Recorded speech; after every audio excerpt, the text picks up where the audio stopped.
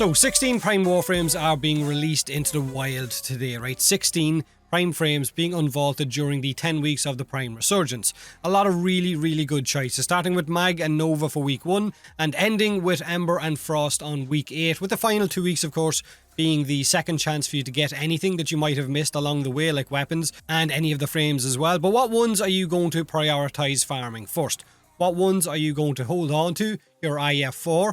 I guess maybe whichever ones you don't actually own are what you're going to aim for first. It has to come first, right? But before I jump into that, I want to quickly talk about the Regal Aya situation in game right now. The new premium currency that's coming with this unvaulting event, the currency you have to buy with real money in order to get the unvaulted accessory packs. Normal Aya, of course, is going to drop in game that you can then use on Varzia, the vendor, to buy any of the prime parts, but the Regal Aya is for those accessories and you need real money for that. So these new unvaulted accessory packs don't have platinum in them, while also costing the same, if not slightly more, than some of the packs depending on the bundle you're going to buy.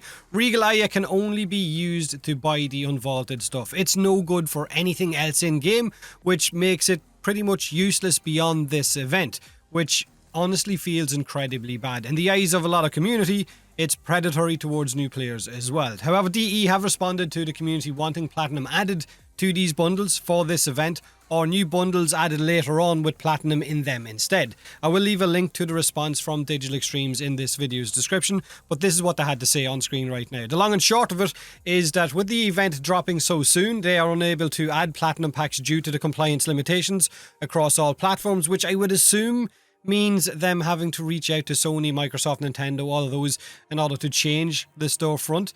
And the same goes for adding packs during the middle of the event, which would then mean players who had bought the packs earlier on before the platinum was added, which would then start to feel a little bit hard done by, which I'm not entirely sure I'm fully buying, because I'm pretty sure on past events they have implemented stuff halfway through it. I'm pretty sure they've done that in the past, and they've probably used this excuse a few times as well, so maybe you guys in the comment section can correct me if I'm wrong, but I'm pretty sure they have done that in the past, so using that as an excuse this time around feels a little bit shallow. So not exactly what you wanted to hear, but they did say that while it's not possible for the first run of the Prime Resurgence event, that they wouldn't rule it out for the next time adding platinum to these bundles, and that they have pages and pages of feedback that would make them reevaluate the whole process once this event has ended.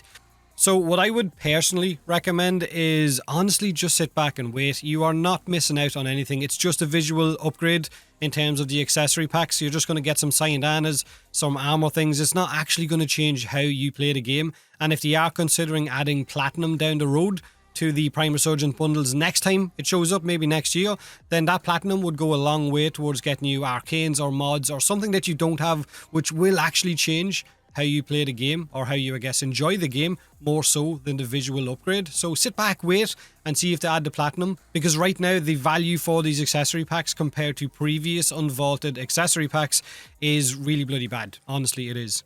And it is the first time that this event has ever ran after 7 years of the same unvaulting mechanics, so it is going to need some fine tuning.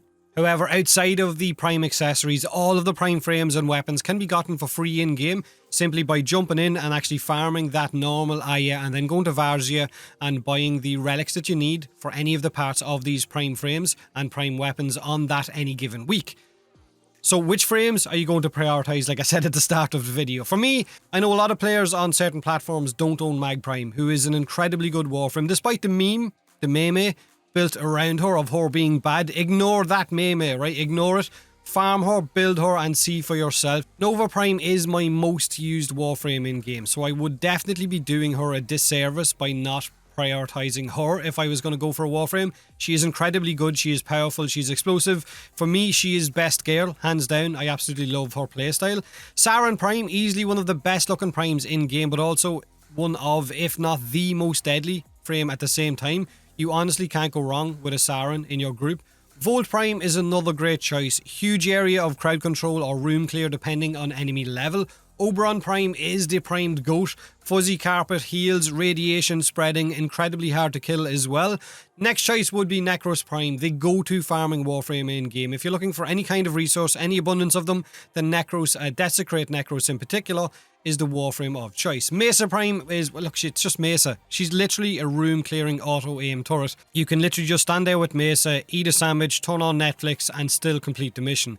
If I'm being honest, out of all 16 primed Warframes being unvaulted, the ones I would, I guess, maybe leave until the end, based on how I play the game, right? My own personal preference, would definitely be Hydride Prime. No surprise, right? I think he sucks. Frost Prime as well, who's in bad need of some love, and probably Limbo, because I'm not a fan of his rift mechanic in any way, shape, or form. But every other primed Warframe would definitely be fair game. Again, there is also going to be a lot of weapons coming out with these primed Warframes over the next 10 weeks. I will make a video covering those on which ones I personally would prioritise in tomorrow's video, so stay tuned for that. Let me know what you think of the Regal Aya thing. Again, I would definitely just sit back and wait and see if they add platinum to future bundles. Have a great day, and as always, thanks for watching. Until I found that I'm invincible, nobody